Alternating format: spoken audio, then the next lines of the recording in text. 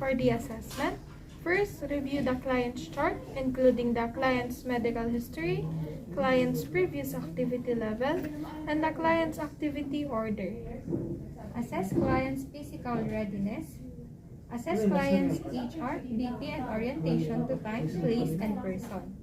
Assess ROM, muscle strength, and whether there is a presence of foot deformities. Assess client for any visual, perceptual, sensory deficit. Assess environment for potential threats to client safety. Assess client for discomfort. Assess client's understanding of technique of ambulation to be used. Determine optimal time of ambulation. Assess degree of assistance clients needed.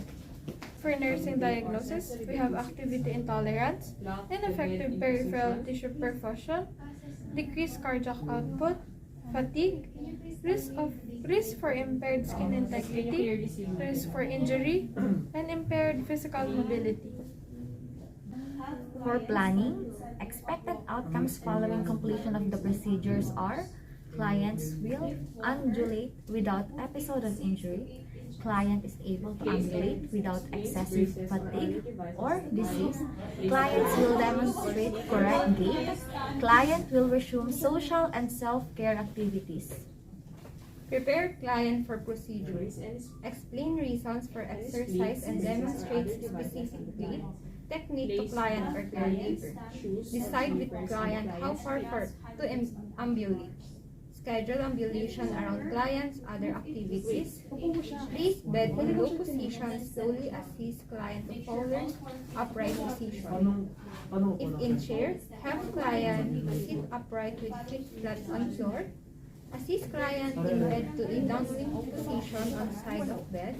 Let client sit for a few minutes, taking few deep breaths until balance is gained. Have client move legs and feet while dangling. Assist the sitting of client to a standing position and allow to stand until balance is gained. Ask if client feels dizzy or lightheaded. If client appears lightheaded, recheck blood pressure.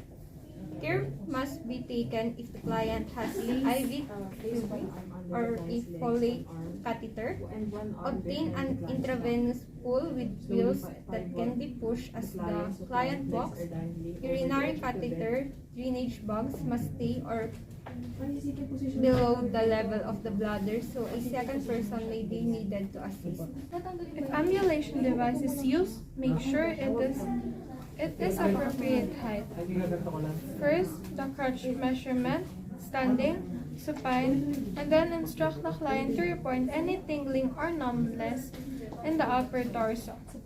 Following the correct crutch adjustment, 2 to 3 fingers should fit between top of crutch or the axilla. With either measurement method, elbow should be flexed 15 to 30 degrees. Elbow flexion is verified with goniometer in addition to overall length of axillary crutch. Height of hand grip is important. Then, both dimensions are adjustable on well-made crutch. And the ability to adjust this dimension is an important feature for a growing child. Hand grip should be adjusted so that the client's elbow is slightly flexed. Then, the cane measurement and also the walker measurement. Make sure the ambulation device has a rubber hips. Make sure the surface client will walk on is clean and dry. Remove any object that might obstruct the pathway. Ma'am, I'm Jerry and I will be your nurse for today. How are you po? I'm good. Okay, so according to your chart po, you have no medical record regarding stroke, heart attack, or hypotension. However po, you had a surgery the day before yesterday. Do you feel fine, ma'am? Okay, in addition, you were living a slightly active lifestyle before, right? Yes. Then excuse me for a moment. I'm just going to get your vital signs. 3 nurses. Okay, ma'am. So you have a well-maintained heart rate and blood pressure. Now, ma'am, I have few questions for you. You just have to answer it, okay? Can you please tell me your name? I'm Antoinette Peluso. So, do you know what time is it today? Yes, Okay. Can you tell me where are we right now? in the hospital. Okay, now we're going to assess your range of motion, muscle strength, and I'm going to check if your foot has any deformity, okay?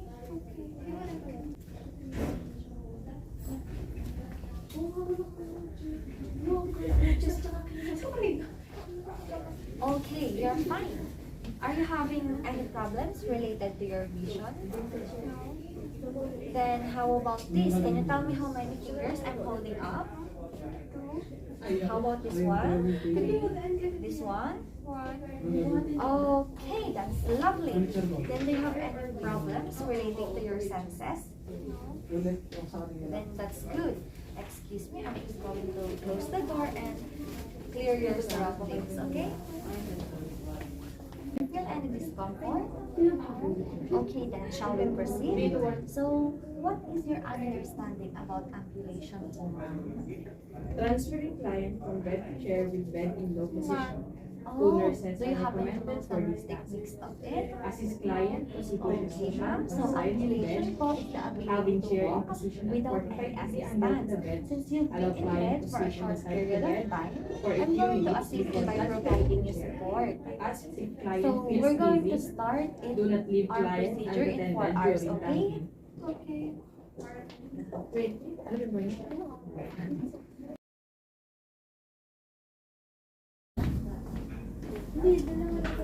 Hi, ma'am. So we're going to start our ambulation po. Before we start, are you able to sit properly po? By yourself? Yes. Then, can you stand po? Yes.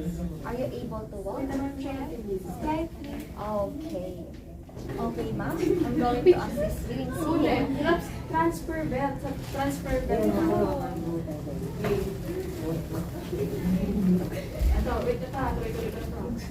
Do you feel lightheaded, ma'am? No. That's perfect. Transfer Then belt I'm going from to apply underneath. your Wrap client up okay? to standing position on count of 3 while straightening hips and legs and keeping knees slightly flexed. Unless contraindicated, client may be instructed to use hands to push up if applicable. Maintain stability of client's weak or paralyzed leg. Pivot on foot farther from chair. Focus lang na ako. Instruct pain. Tama yun. Ano na tayo? Bed to stretcher. Slowly, you can place your hands on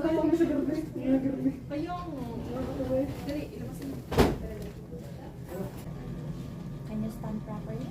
Yes. So which is your stronger side? Yeah. Okay. Next na kayo dito. Next na kayo. We're going to slowly, okay? Okay.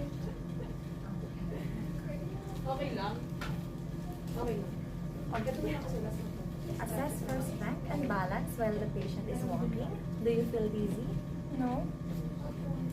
If the patient is about to fall, is them firmly holding the gait belt and stand with feet apart.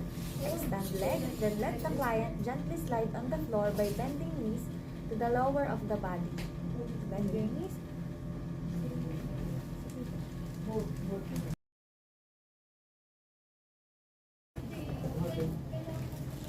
Ay, hindi pala. Kasi ano pala yun, stretcher to bed pala.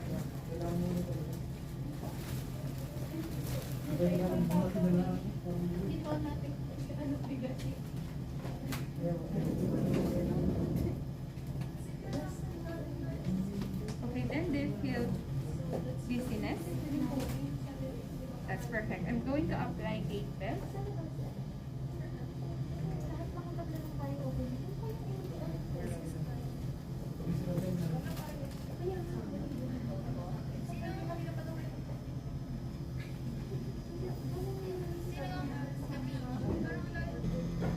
Excuse us. We're going to grab your gait belt. Let's stand up slowly, okay? You can drop to the both of us if you feel uncomfortable. We're going to take a step with you. Okay? Okay. Slowly. Gradually increase the distance. Pero masaya yun. Do you feel faint or dizzy? No. If the patient begins to fall, ease them by firmly holding to the gait belt. Stand with feet apart. Extend leg and let client gently slide on the floor by bending knees to the lower body.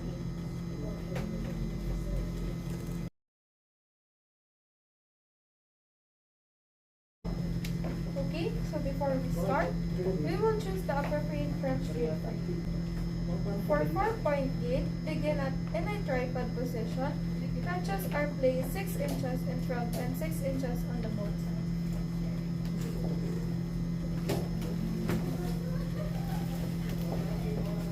Your weight should be placed on your hand grip and not on your arm line. And then, move right crutch 4 inches forward. Move left crutch on the same level.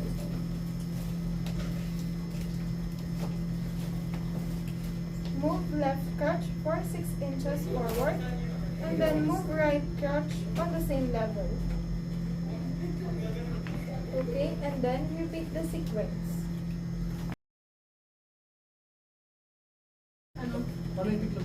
For 3.8, begin in tripod position, then advance both crutches on affected leg. Please move from your stronger leg forward and then followed by your weaker leg. Okay, and then repeat the sequence.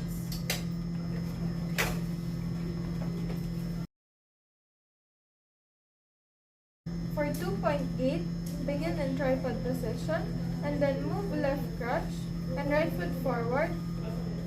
Then move the right crutch and left foot forward. And then repeat the sequence.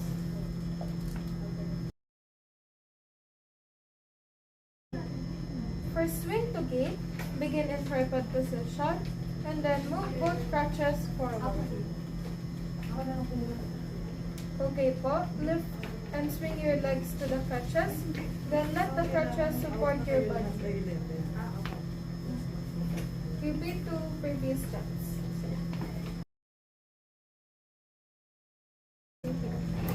For swing through gait, begin in tripod position, move both crutches forward, then lift and swing legs through and beyond the crutches.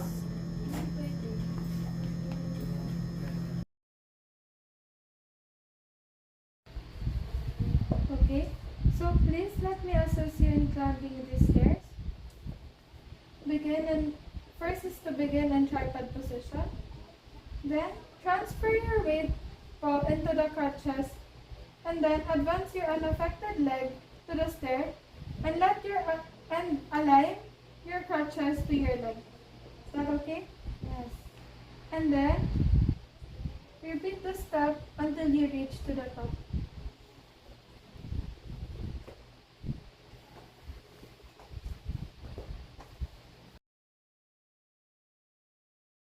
Let me assist you in climbing down the stairs. First, begin in a tripod position.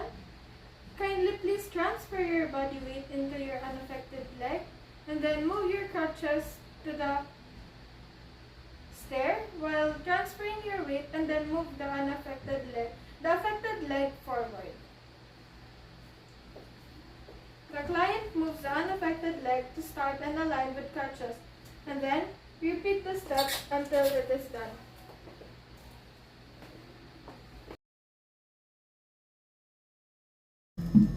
Please stand in the center of your walker and hold hand grips on upper bars.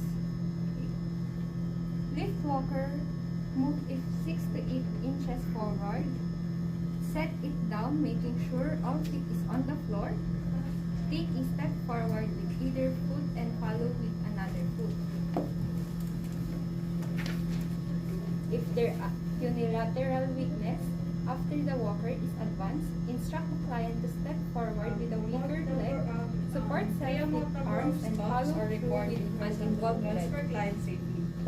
Lower head of the bed. If client is unable to bear weight on one leg after advancing walker, have the client swing on it, supporting weight on hand.